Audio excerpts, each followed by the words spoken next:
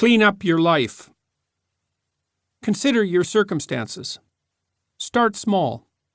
Have you taken full advantage of the opportunities offered to you? Are you working hard on your career or even your job? Or are you letting bitterness and resentment hold you back and drag you down? Have you made peace with your brother? Are you treating your spouse and your children with dignity and respect? Do you have habits that are destroying your health and well-being? Are you truly shouldering your responsibilities? Have you said what you need to say to your friends and family members? Are there things that you could do, that you know you could do, that would make things around you better? Have you cleaned up your life? If the answer is no, here's something to try. Start to stop doing what you know to be wrong.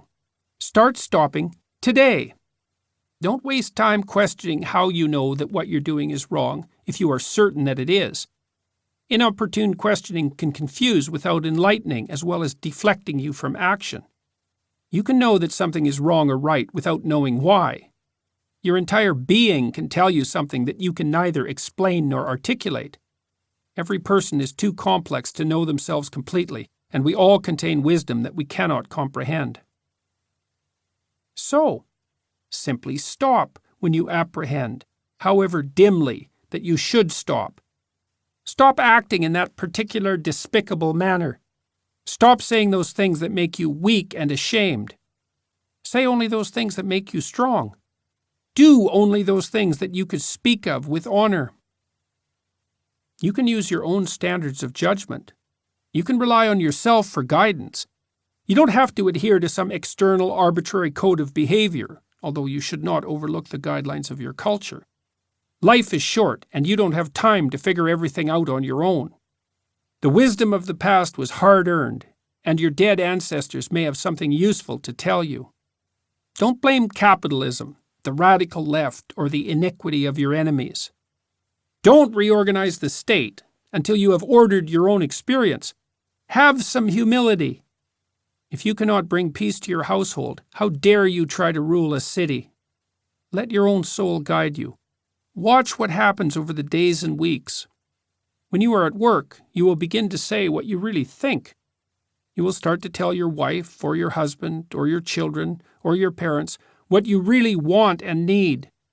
When you know that you have left something undone, you will act to correct the omission. Your head will start to clear up as you stop filling it with lies. Your experience will improve as you stop distorting it with inauthentic actions.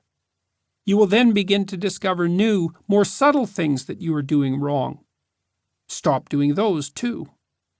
After some months and years of diligent effort, your life will become simpler and less complicated. Your judgment will improve. You will untangle your past. You will become stronger and less bitter. You will move more confidently into the future. You will stop making your life unnecessarily difficult. You will then be left with the inevitable bare tragedies of life, but they will no longer be compounded with bitterness and deceit. Perhaps you will discover that your now less corrupted soul, much stronger than it might otherwise have been, is now able to bear those remaining, necessary, minimal, inescapable tragedies.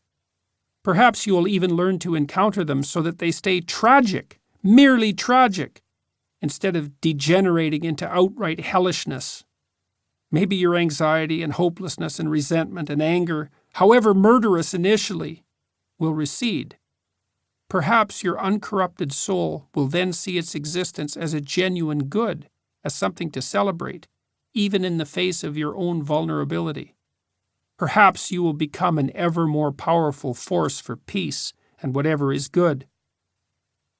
Perhaps you will then see that if all people did this in their own lives, the world might stop being an evil place. After that, with continued effort, perhaps it could even stop being a tragic place. Who knows what existence might be like if we all decided to strive for the best? Who knows what eternal heavens might be established by our spirits, purified by truth, aiming skyward, right here on the fallen earth? Set your house in perfect order before you criticize the world.